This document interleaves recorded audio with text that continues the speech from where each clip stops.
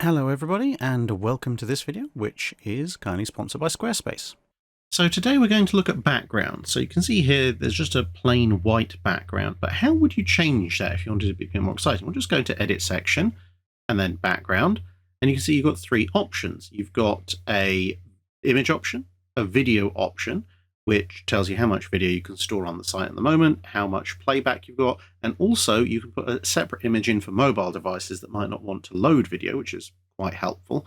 But if you go into image, and then you can upload a file, or in this case, I'm going to choose an existing one from some of the images hosted elsewhere. So let's go with this one of an aircraft that's gone into the drink a little bit over here on the left. So you just select that, add it. It's there, and now you can see I have a few different options. There's some effects. I don't particularly want those effects, but they're there if I wanted them. And then I can go and adjust the opacity. So if the image is perhaps overwhelming the text, I can make it lighter. If I want more, I can do it darker. I can make it full bleed or inset. So there you go, put the opacity to 60. And full bleed means that the header is also covered by the image, which I think works with where the tail of that aircraft is. Save and you're done. So if after all these little mini tutorials I've been doing, you think you could build a website for maybe ideally naval history purposes, but you never know, you might want to do it for some other reason, then head over to squarespace.com/Drakenfell. You can get a free trial, and once you're ready, that little link will give you 10% off your first website or domain. So thanks once again to Squarespace for sponsoring the video, and on with the main show. Well, last year I was lucky enough to be able to visit the Shipwrecks Centre and Maritime Museum on the Isle of Wight. So today we're going to have a look at what you can find there. Now, for those of you who may not be aware, the Isle of Wight is an island just to the south of the UK general coastline. Best access from Portsmouth. If you want to drive, there's a car ferry. If you want to walk or take public transport, there's a hovercraft ferry. Yeah, we still have some of those. Unfortunately, the hovercraft car ferry, which was really, really cool, is long gone, but you can't have everything in life. And part of the reason that the museum is there is simply because the Isle of Wight has an awful lot of wrecks around it. Now, these are some of the more famous wrecks: HMS Swordfish, an S-class submarine from World War II, SMUB-81, that's a World War I era German U-boat, HMS Acheron, there's a whole bunch of fifth rates, there's HMS A1, an early submarine, HMS Invincible. Royal Navy doesn't really have a good track record with ships called Invincible. This particular one's another age of sail vessel. And if you think that's a high concentration of wrecks, well, here's a map that shows most of the recorded wrecks, i.e. where we know that a ship did go aground either on the Isle of Wight or close to it. And this is just for the past couple of hundred years. So anything that went down in the first part of the Napoleonic Wars or earlier, well, that's not on this map. So there's a huge amount of shipping and therefore naval history contained beneath the waves around the island. And a number of these wrecks have been dived, surveyed and salvaged and then marked for preservation by the owner of the museum, Martin Woodward. Now, for those of you who are familiar with ship salvage operations in the current era, Martin Woodward hardly needs an introduction. But for those of you who maybe haven't heard about him, well, you'll have heard about him a lot by the end of this video, as we're lucky enough to get an interview with him later on. Now, some of these wrecks were fairly well known at the time, and so recovering artifacts from them is a way of preserving their memory in a way that commemorates the tragedy that was already known.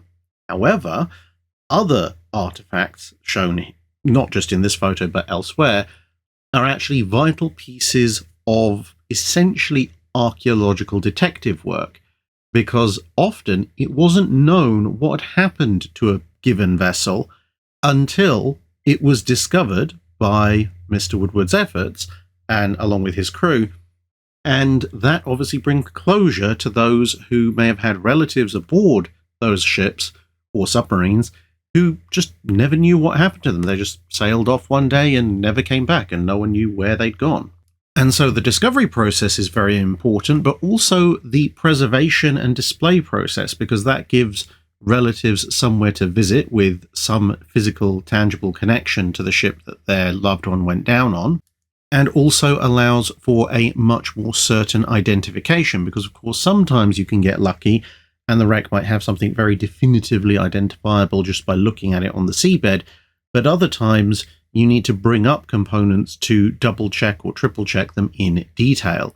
So for example, you can see here, some of these artifacts are from the aforementioned submarine HMS Swordfish, which according to Navy records had departed on a mission and just vanished.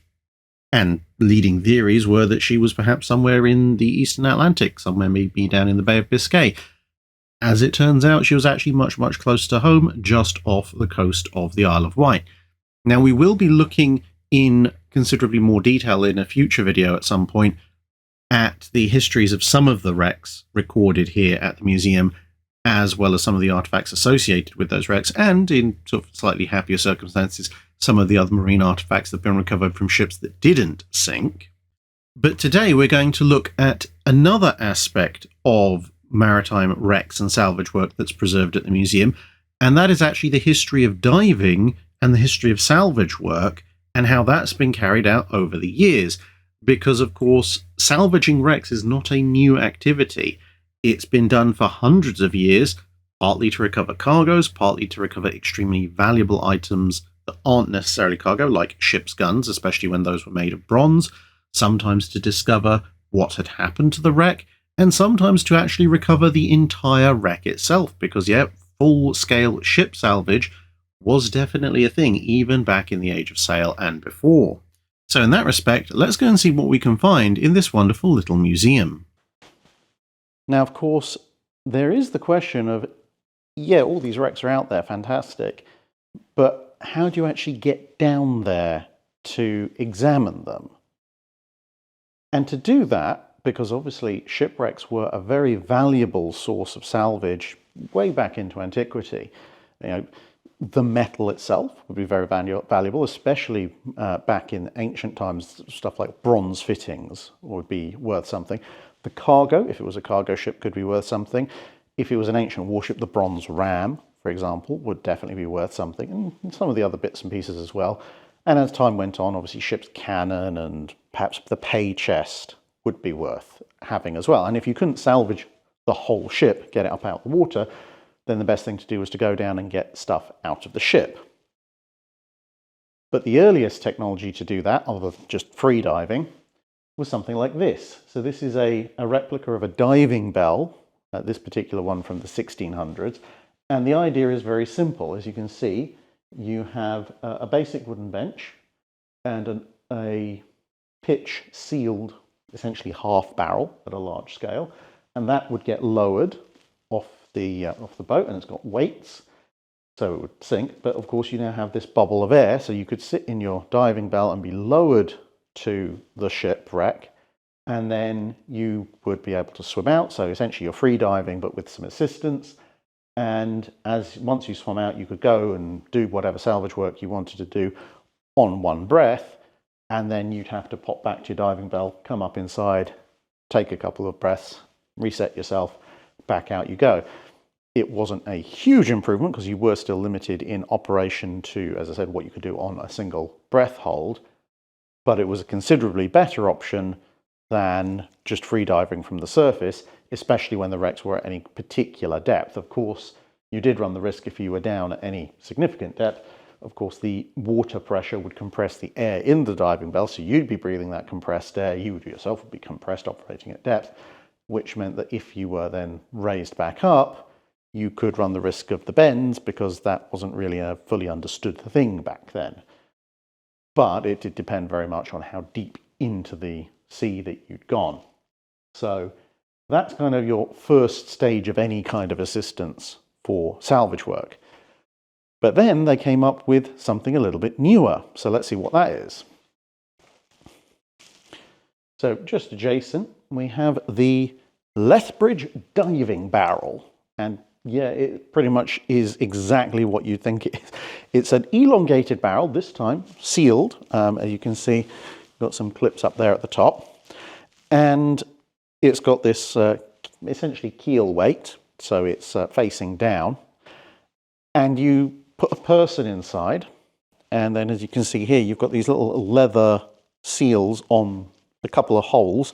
So you stick your arms out to do work, and you probably can't see here, but just under there, there's a little viewport. So essentially this is a very early diving suit, but being rigid, it's more like a modern day wasp suit than a scuba gear suit. Of course, the problem is that because this thing has to be open and shut and open and shut, it's not possible to make this thing entirely watertight, so it would leak. And of course, there's no way of renewing the oxygen inside this thing.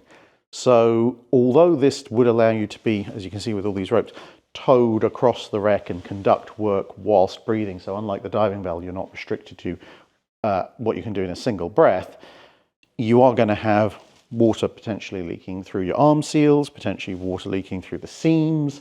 If it hasn't been sealed properly, there'll be perhaps water leaking through there. Plus, you're going to have a slow buildup of carbon dioxide, although again, given that this is the 17th and 18th century, they're not necessarily going to understand exactly why you start to feel lightheaded after a certain amount of time.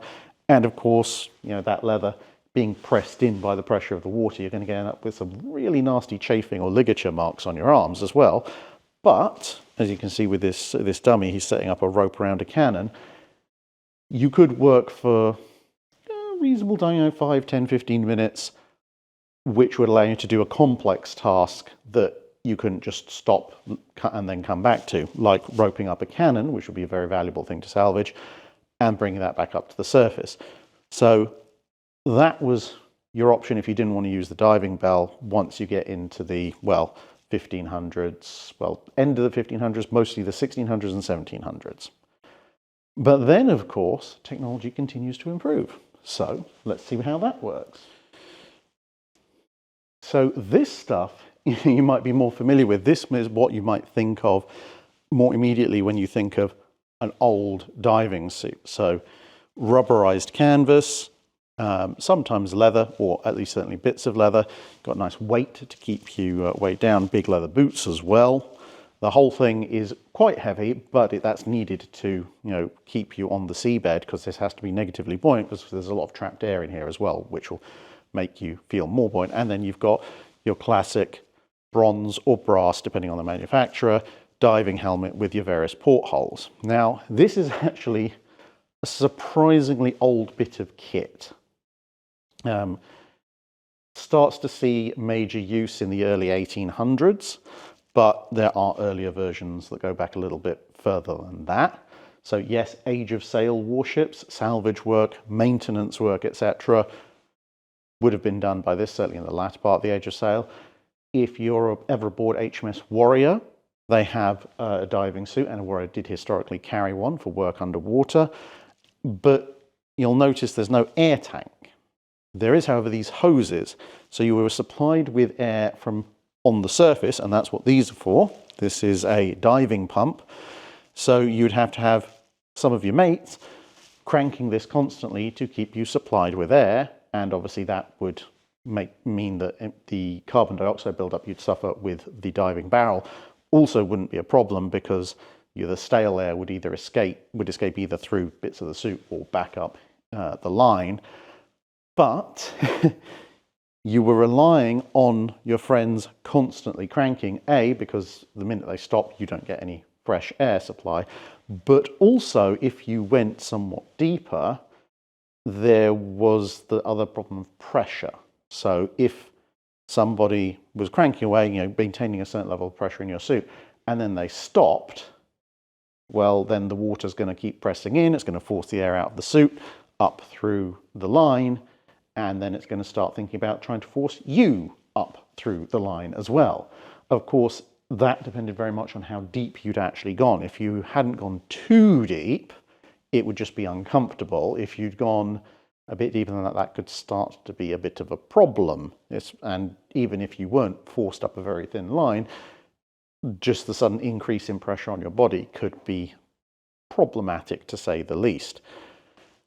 But this stays around for a very, very long time, basically because no one can really improve on it all that much, other than maybe having a powered air pump rather than a hand-cranked one. So for those of you who've seen the documentary series I did on the Salvage from Pearl Harbor, although some early versions of what we would today deem to be scuba suits, although they weren't scuba suits back then, a self-contained breathing apparatus, Some examples of that were used during the salvage in Pearl Harbor. The vast majority, and what you can see in some of the film footage, is stuff like this. You know, with literally the classic bronze and brass helmet, people with airlines attached to them. That's how they did the vast majority of the underwater salvage work at Pearl Harbor. And it's only really supplanted by, again, what we would today recognize as scuba gear, actually well into the Cold War. The self-contained breathing apparatus that was available in the Second World War was a little bit finicky and nowhere near reliable enough or long-term enough to be used extensively in something like underwater salvage work. And then in this central part of the display, we come back to the diving bell. Now, we saw an earlier one. This is a slightly later one. It's got a little portal up the top as well, so get a bit of light into the situation without, you know, taking a candle down or something that's going to burn up your oxygen even faster. But one of the things that's perhaps not known is that diving bells, although all this other technology supplanted them as frontline units, they still remain relevant both in, you know, the older period, the Age of Sail and so forth, but even through to the modern day, diving bells and variations on diving bells are still in use to a certain degree in underwater exploration and salvage work. Sometimes still as a reserve of air if you're, you know, free diving or, you know, not carrying a huge amount of air with you.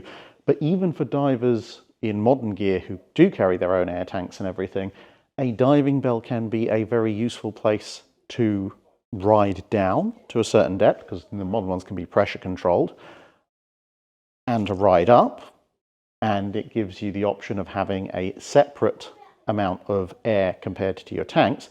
So if you're going on a particularly deep scuba dive for, again, long-term work like a salvage operation, if you're in a modern diving bell, you can be lowered down, so you save yourself a bunch of energy. You are then obviously pressurized to the depth, you go off and do your work, and then rather than have to hover and do everything yourself in terms of your decompression stops and everything coming back up, you could instead just sit in the diving bell and it'll all be done for you. And of course, if something goes wrong, you can load someone in the diving bell, they can be hauled up, you can store extra equipment in the diving bell, and as I said, if you suffer some kind of catastrophic failure, either you overbreathe, or a line gets severed, or a tank stops working, or ices up possibly, which is a risk in deep water scuba operations, then you have the diving bell there as a separate source of air immediately to hand, and something that you can actually then, as I say, sit in and wait and go through your decompression stops, even if your external air tanks aren't working anymore, which is very, very handy because, yeah, the last thing you want to do is like, oh, okay, well, my air tank's frozen up. Also, I now have to get, 40 meters back up to the surface on my last unexpected breath of air manually, so you're burning a lot of oxygen, and you're having to do it really quickly, so you will get the bends. Instead, just go into the diving bell, and you should be okay. So perhaps an underappreciated bit of underwater equipment. Now, what all of this allows, of course, is to have a look at all the shipwrecks, and the shipwrecks are why we're here, to look at all the artifacts related to them. But of course, it's all very well looking at the exhibits in the museum, but, well, if you get a chance to talk to the man who found most of those exhibits in the first place, you can't really pass that up. And so, let's do that. Right. Hello, everybody. We are here in the Isle of Wight, pretty much near the centre, at the Shipwreck Centre and Maritime Museum. And we're extremely lucky because we've been able to get a few minutes with Mr. Martin Woodward, who's, well, if you come here, almost everything you see here has pretty much been dragged off the seabed by him at some point or other. So we're going to ask a few questions. So roughly how long have you been doing this? Well, look at my face.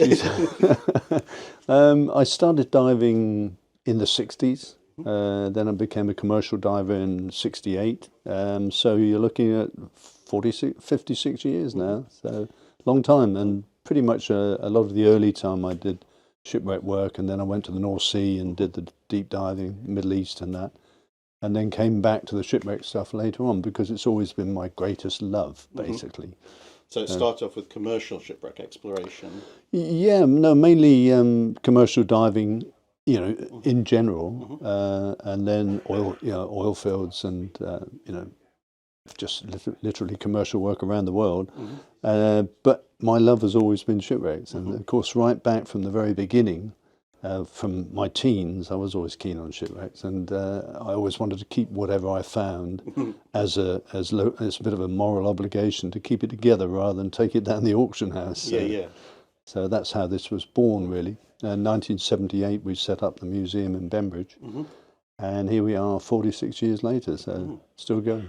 Yeah, and so what made you choose the Isle of Wight as your kind of base to look around, or because I know you've gone overseas as well, but a lot of this stuff is obviously Isle of Wight. So is that just because you're from here, or because it's really rich in wrecks, or yeah, it's a combination of the two, really. Because I was brought up here, so I lived in Bembridge when I was a kid, and I was lucky enough that you had all the ledges and all the rock ledges and wrecks around, and of course the Isle of Wight is one of the most prolific areas for shipwrecks. There's probably a couple of thousand of shipwrecks around the Isle of Wight. Obviously, then in my diving career, I was in various places around the world, but because I was brought up here, and because I wanted to create the museum here, this was the obvious place to do most of the. And I was lucky. I count myself very lucky. The fact that I was around at the right time. Nobody had done anything on the wrecks. A lot of the wrecks were uncharted. I invested in the gear, magnetometers and sonars and things, and because it was that particular time, then I could go out and find all these wrecks that had never been touched. And of course that's special, because it doesn't matter whether it's 500 years old or wartime, you're the first person to touch person to touch and see that particular shipwreck. Yeah, since it disappeared. So of all the wrecks that we've seen, I know this might be a bit of a stretch, but are there any wrecks that stand out to you as kind of you're really happy you found that one? Yeah, definitely. I mean, there are two in particular. One is the Mendy, the SS Mendy, which is a very famous wreck, as you know. That was solving and unraveling a mystery that we didn't even know about. And I mean, I'd done a huge amount of research in the early years. That's what I used to do when I was locked up in those chambers up in the North Sea, talking like Donald Duck. I'd be there with my books and researching wrecks when we weren't diving. So to unravel that story was probably one of the most special ones. 646 people died off our shores, and none of us knew about it. It had just been sort of kept either covered up or just kept out of the limelight, because it was a huge loss of life just off the Isle of Wight. So, and the ongoing story of that, and we ended up with a centenary back in 2017, where Princess Anne and dignitaries came from South Africa. They sent a warship up with the bands and everything. So it's very poignant and satisfying to know that you were you had actually been responsible for creating all that just by finding the wreck back in 1974. The other one is the HMS Swordfish. Again, as a special one to me, because the HMS Swordfish was a submarine that sank in 1940. It left Portsmouth, left Fort Blockhouse, and went out to take up a patrol off the western coast of France, off Brest. It had a predetermined rendezvous time with the HMS Usk. They didn't, obviously because of radio silence and the presence of the Germans in that area, they didn't communicate at all, so they just had a predetermined time. They always assumed that she got down off Brest because there was a bit of depth charging activity on the 16th of November 1940, a few days after she'd left. And they had just assumed she'd been depth charged and the crew all lost. Fast forward to 1983, I was looking for wrecks off the Isle of Wight, systematically searching with magnetometer sonar, and I came across this submarine, and I thought, it's got to be a German submarine, because there's nothing in the records of a British submarine in this area except for one that had been scuttled. And when I found it, I thought, oh, this is strange. It's a S-class British submarine, And of course, I went home, and it could only be the swordfish. And obviously, subsequent diving, it proved it was. Yeah, there's a fair few artifacts from her on display here. So Yeah, the only reason for that, because I never touch war graves. I have a policy: it's not worth ever upsetting people. The authorities, the dockyard, the submarine museum, specifically asked me to bring up items that would identify it, to definitely identify it. And it's the same with another wreck called the Akron. I just brought up something that they could actually say, well, this is off the Akron, so that they could say that was definitely the wreck. Yep. So that's the only reason that we've got stuff here. And it's a great memorial, because one of the crew's wives used to come here every year and use this like a memorial, because they had nothing else before except to look out to an expensive sea, either off the French coast or here. So it's good for the families as well. When you found swordfish, you're kind of looking for wrecks generally. How often is it the case of you're looking for something and something appears and then you have to work out what it is, as compared to I'm looking for this specific thing and you find it? That's a good question, because it happens often, especially in this area, because there was so much in the way of sunken shipwrecks that the hydrographic department had never identified, because obviously, in fairness to them, they just track up and down wide tracks back in the 50s, 60s, and they just assume that if wreck A is in the same area as the reported position of wreck B, then wreck A will become wreck B, if you like.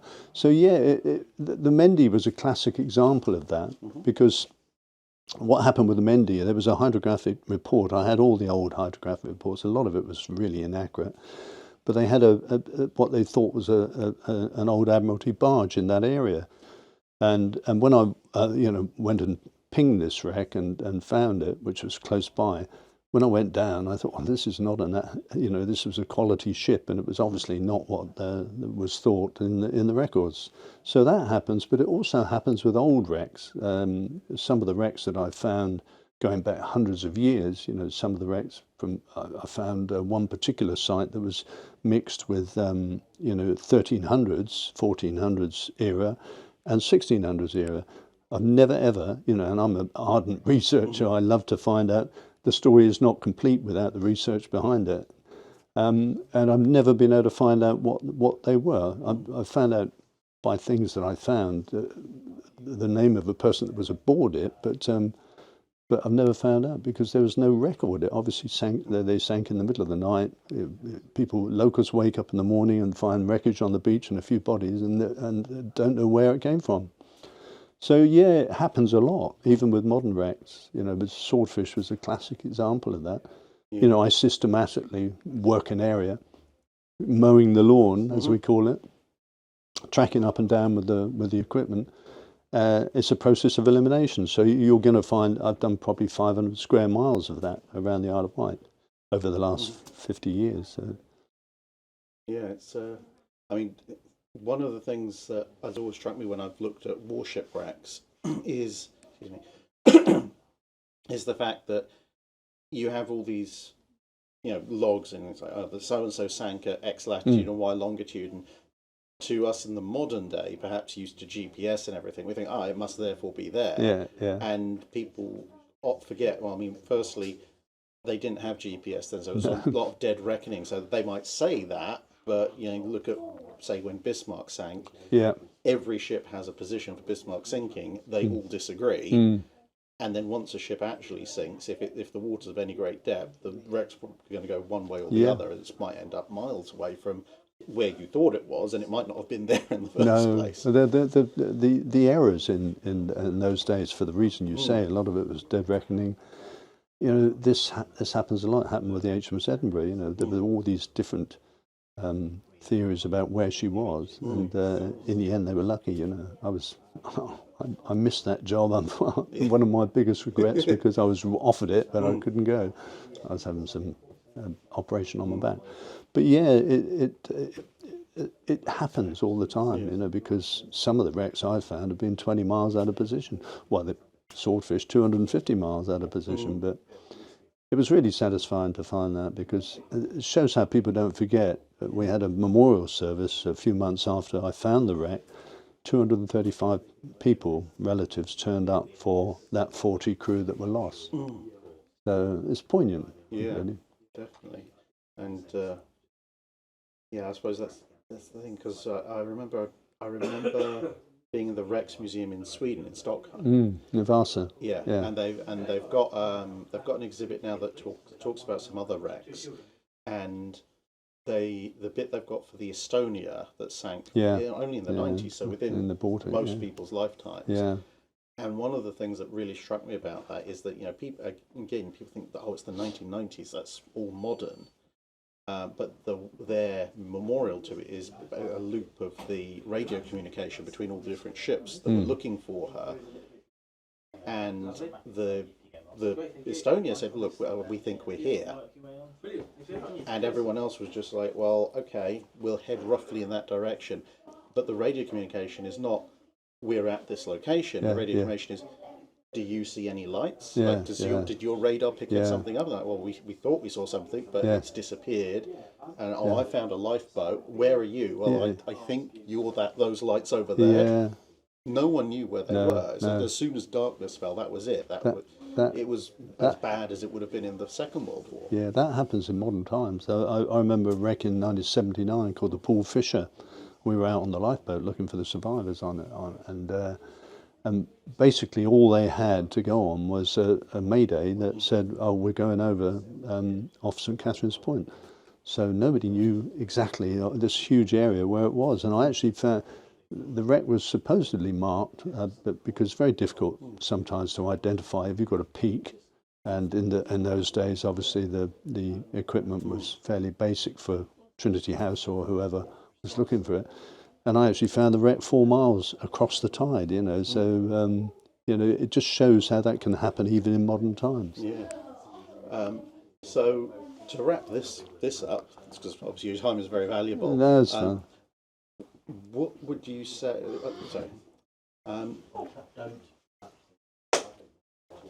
are you going to continue looking for wrecks now? Yeah. I mean, it's what I do, I mean, I'm obviously, I'm too old for. I'm not too old for it, but the regulatory side of commercial diving now is prohibitive. If you have your own business. So yeah, I'm going to keep doing it until I can't climb up the side of the boat, basically. And is there any particular wrecks you want to? Still got targets. Yeah. I mean, one that you will know. Basically, going back a few years now, was HMS Victory. I looked for that for years, absolute years. The HMS Victory, I looked for it. It was my pet wreck that I wanted to find, and I looked for it for 20 years or something like that. And the theory was there, but I always thought it went out into deeper water and sank. But it shows that you can spend a huge amount of time and effort looking for one particular wreck, and you might never find it. And we had the same in the Philippines. We looked in this horrendous area and did a really good survey, but at the end of the day, we never found it, nor did any of the other major names that looked for it. So what's the best way for people to support the work you do in the museum? Well, we've been going, as I say, for 46 years, and we're lucky that we're pretty much the sole survivor now. The museum in Cornwall has just been put up for sale, as were several others. But we're lucky that we can keep sustainability and keep going. We love anybody to come and see us. We've got a massive amount of shipwreck material here, maritime history, so we're always glad to welcome anybody. Awesome. Right. Well, obviously, links in the description below if you want to come and visit the museum. And if you're based in the UK, it's half an hour, 45 minutes across by ferry. Faster if you take hovercraft. Unfortunately, they've got rid of the big car-carrying one, which is a shame. But there you go. And if you're coming on holiday to the UK, well, if you're watching this channel, you're probably going to find your way down to Portsmouth at some point. So again, pop across the Isle of Wight. It's not really that big an island, so it's fairly easy to find. Come and have a look at some of the wrecks here. The bits of the wrecks, the actual wrecks are still out there. And if you're really, really lucky, you might even run into Martin and be able to have a chat like this one. Yeah. So thank you very much for your time. No, you're welcome. Thank you. And there you go. There's obviously, as I said, a little bit more to come looking at some of the artifacts from specific wrecks in a future video. But please go and support the museum. Have a look on the website, link in the video description below. And if you do happen to visit, well, obviously mention that you came because of this video. You can see some real pieces of 8, like you can see here. So thanks for watching, everyone. And see you again in another video or at the museum.